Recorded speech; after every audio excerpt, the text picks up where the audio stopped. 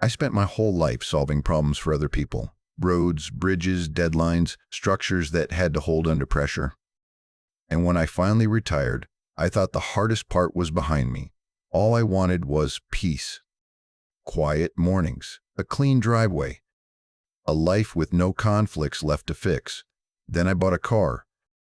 Not some reckless impulse, not a midlife crisis. Just a dream I'd been forced to postpone for 25 years. A Mustang sitting in my driveway, gleaming like a second chance I never thought I'd get. And somehow, that was enough to make me a target. Within 48 hours, the HOA president was standing at my door, cold-eyed and confident, telling me the car didn't belong here, and neither did I. First came the threats, then the fines, then the violations that sounded like jokes until they didn't. Flattened tires, fresh scratches, accusations that made no sense. And then one morning, I stepped outside, lifted the hood, and froze, because the main engine wires had been cut on purpose. That's when it hit me. This was never about rules. This was about control. And someone had just crossed a line that could have gotten me killed. My name is Ethan Caldwell. I'm a retired engineer, and after decades of deadlines, blueprints, and long nights, retirement gave me exactly what I thought I wanted: free time. Turns out, free time is just another word for loneliness when you don't know what to do with it. One afternoon, an old friend from college called me up out of nowhere. "Ethan," he said, "there's a car exhibition in town. They're doing a small auction too. Come with me. Get out of the house for once." College. That one word hit me harder than it should have. Back then, I was obsessed with sports cars. Not casually interested, obsessed. I used to spend hours staring at posters, memorizing engine specs like scripture, dreaming about the day I'd own something fast, loud, and beautiful. But dreams aren't always affordable. Money was tight. Life moved fast. I got buried in work, responsibilities, and reality. That passion didn't die. It just got shoved into a quiet corner of my life until I barely remembered it was there. Until that auction. I was walking past rows of polished vehicles under buzzing lights when I saw it sitting like it belonged on a movie set. A AT217 Ford Mustang GTX. The paint gleamed under the spotlights. The body lines were aggressive, confident, like the car knew it was dangerous in the best way. And the moment I stared at it, something inside me rewound 25 years. I wasn't retired anymore. I was that hungry college kid again, staring at a future he couldn't afford. I didn't plan to bid. I didn't even come there to buy anything. But when the auctioneer started talking, my hand lifted before my brain could stop it. And just like that, I didn't just buy a car. I accidentally bought the beginning of a war. CTA, end of part 1. If you're enjoying this story so far, hit like us as subscribe, and tell me in the comments, what city or country are you watching from? Because trust me, you're going to want to hear what the HOA queen did next. I was happy. Honestly, genuinely happy. The kind of happy you don't realize you've been missing until it finally shows up again. For the first time in years, my driveway didn't feel empty. That Mustang sitting there wasn't just a car. It was a piece of my younger self finally catching up to me. But I didn't realize something else had arrived with it. Jealousy. Only 2 days after I brought the car home, there was a sharp knock at my front door, firm, impatient, like whoever was on the other side expected obedience, not a greeting. When I opened it, there she stood, the HOA president. Her name was Sarah White, and she looked like the type of woman who enjoyed being feared more than being respected. Clipboard in one hand, pen in the other, posture stiff, eyes scanning my property like she was hunting for something to punish. No hello, no introduction. She simply thrust a paper toward me as if she were handing down a verdict. "This vehicle is not permitted here," she said, voice cutting through the air. "It violates HOA regulations. It disrupts the neighborhood aesthetic, and it was never approved." I blinked, confused. Approved? She leaned in slightly, lowering her voice in that fake helpful way people do when they're actually threatening you. "You have two options," she said. "Sell it immediately or relocate." For a second, I genuinely thought I'd misheard her. "Relocate?" I repeated. "You mean leave my house?" Sarah's lips twitched, like my disbelief amused her. "This community has standards, Mr. Caldwell." I glanced back at my driveway. The Mustang sat there quietly, spotless, legal, and harmless. "This car isn't hurting anyone," I said. "It's registered, insured, and parked on my property." But Sarah didn't care about logic. People like her never do. She turned on her heel without another word and walked away like my opinion didn't qualify as part of the conversation. 2 more days passed. I still remember that morning like it was burned into my memory. I stepped outside, expecting peace, and instead found a bright notice taped near my door. A fine. Reason: oil stains on the road. I stared at the pavement in disbelief. There were dark streaks near my driveway, fresh enough to shine in the sunlight. It looked exactly like the kind of mess an old car might leave behind, except my Mustang hadn't leaked a single drop. Not once. Still, I paid it.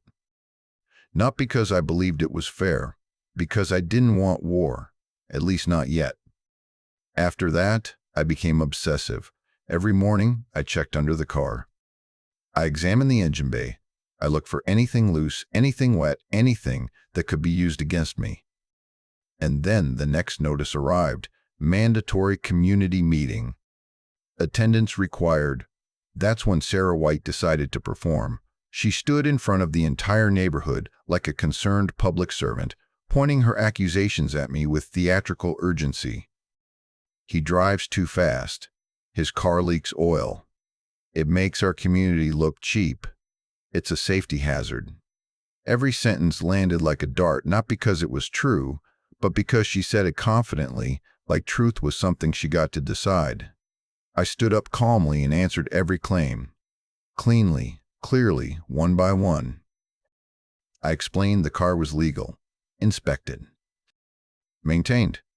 I told them there was no proof of a leak, no documented violations, no real rule that justified what she was doing.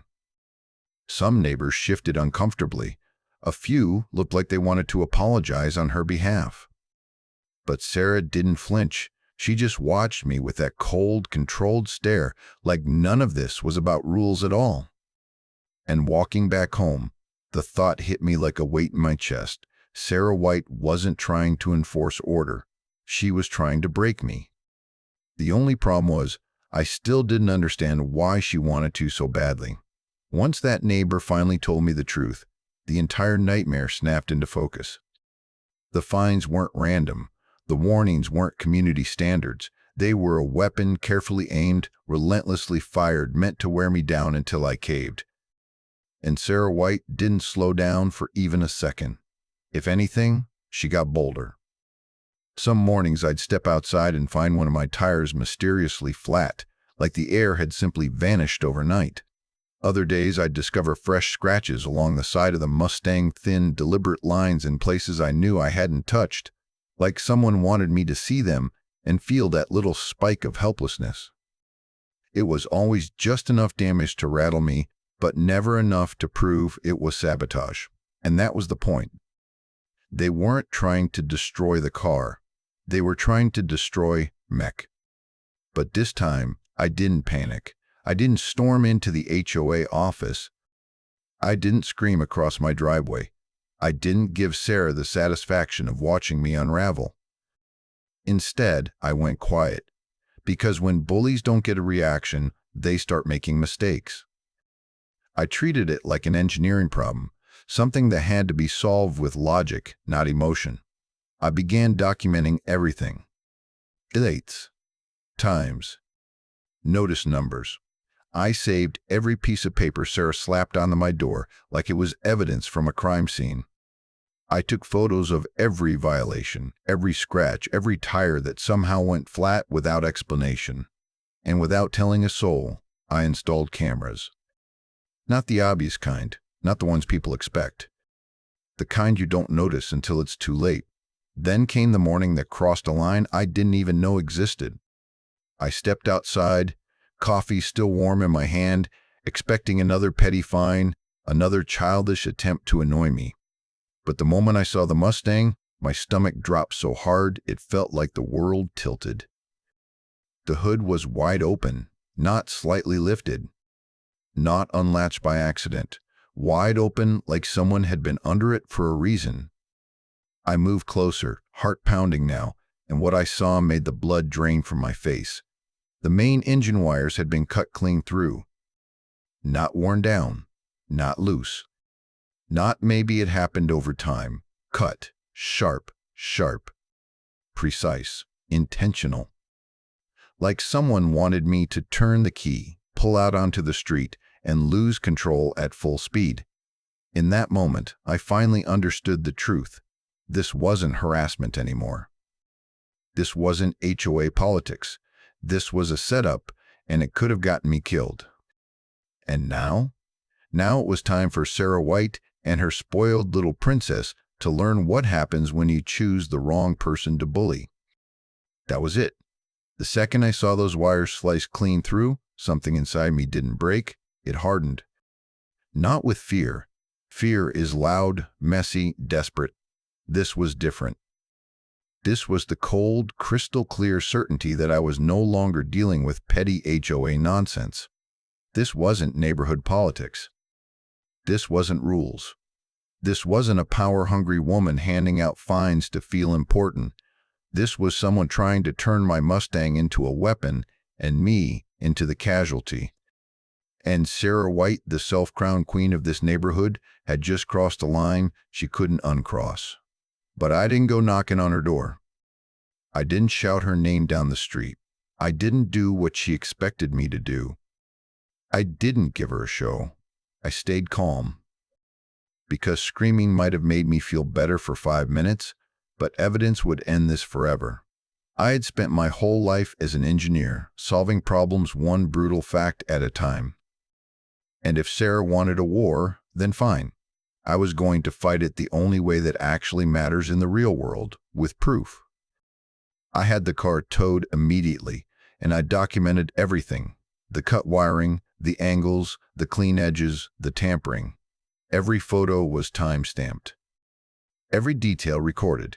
If they wanted to play dirty, I was going to make sure they left fingerprints all over it. Then I went home and pulled up my security footage. Every entrance, every blind corner I'd quietly covered without telling a soul. And that's when I saw it. Sarah's daughter. She moved like she belonged there, like my driveway was her property and my car was already hers.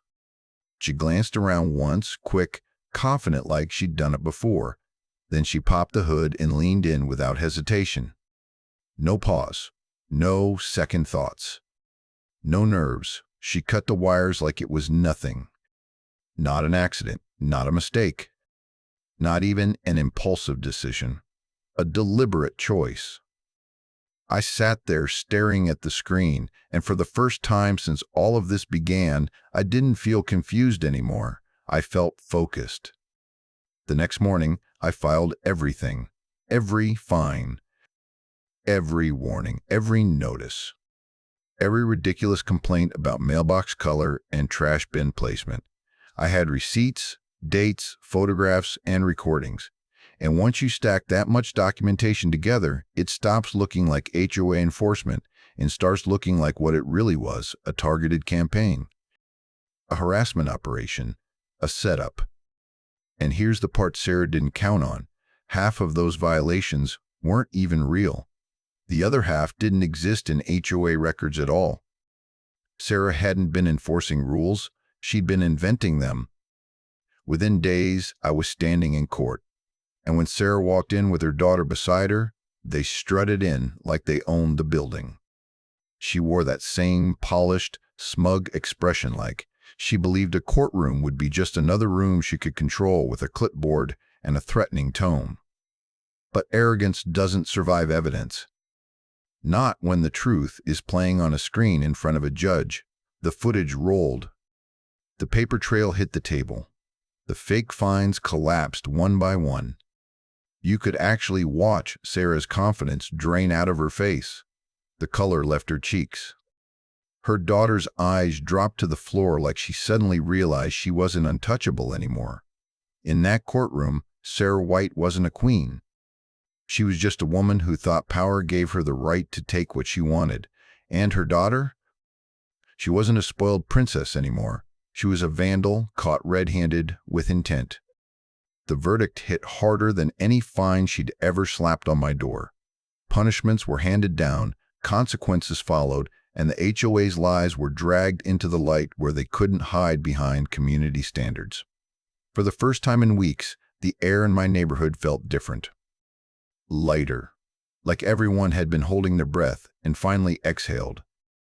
I walked out of that courthouse with my head high, not because I enjoyed the fight, but because I refused to lose my peace to people who feed on intimidation. Because once again, life proved something simple. Intimidation, power, and conspiracy might scare people for a while, but they don't win forever. Truth always catches up, and this time, it caught up fast. CTA, end of the story.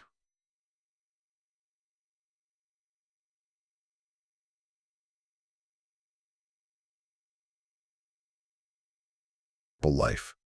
But the truth is, silence can feel like a prison when you have nothing to chase anymore. So when an old college friend invited me to a car exhibition with a small auction, I went just to kill time. I didn't plan to buy anything. I definitely didn't plan to restart my life. Then I saw it, my dream sitting under the lights like it was waiting for me. A 2017 Ford Mustang GT. Sleek, powerful. Perfect. The kind of car I couldn't afford back when I was young and never thought I'd own now. I bought it on impulse, smiling like a kid again. But what I didn't know was this: my happiness had just become someone else's obsession. And within 48 hours, the HOA president was at my door with a threat that would change everything.